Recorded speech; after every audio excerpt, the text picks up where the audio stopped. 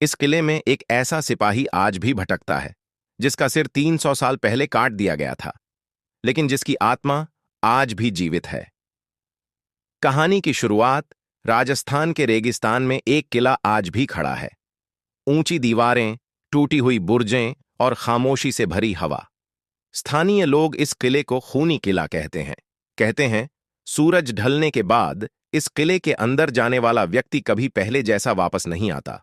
यह केवल डर की कहानी नहीं है, यह इतिहास से जुड़ा एक छुपा हुआ सत्य है।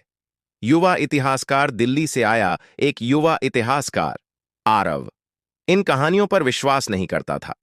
उसका मानना था कि डर केवल लोगों के मन में होता है और भूत प्रेत जैसी बातें केवल अफवाहें हैं। आरव इस किले के भीतर जाकर इसका इतिहास जानना चाहता था। पहली चेतावनी गांव के एक वृद्ध व्यक्ति ने आरव को रोका। उसकी आंखों में भय था। उसने कहा, बेटा, इस किले में मत जाना। रात के समय वहां एक सिर कटा सिपाही घूमता है। आरव मुस्कुराया। वृद्ध ने आगे कहा, जब तलवार की आवाज सुनाई दे तो पीछे मुड़कर मत देखना। किले के भीतर शाम के समय आरव किले के मुख्य द्वार से भीतर गया। जैसे ही वह अंदर पहुंचा, हवा अचानक ठंडी हो गई। दीवारों पर तलवारों के गहरे निशान थे। फर्श पर सूखे खून के काले धब्बे दिखाई दे रहे थे। यह कोई साधारण युद्ध नहीं था, यहां नरसंहार हुआ था। दीवार पर लिखा सत्य एक अंधेरे कक्ष में दीवार पर प्राचीन लिपि में लिखा था।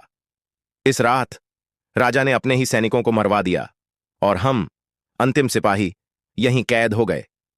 आरव का हृदय तेजी से धड़कने लगा। पहली आवाज रात गहराने लगी। अचानक छन छन, जैसे लोहे की तलवार जमीन से टकरा रही हो। आवाज धीरे धीरे पास आ रही थी। फिर अचानक सब शांत। खूनी इतिहास इस किले का राजा था, राजा भैरव सिंह। जब दुश्मनों ने किले को घेर लिया तो राजा ने अपने ही 200 सैनिकों का सिर कटवा दिया।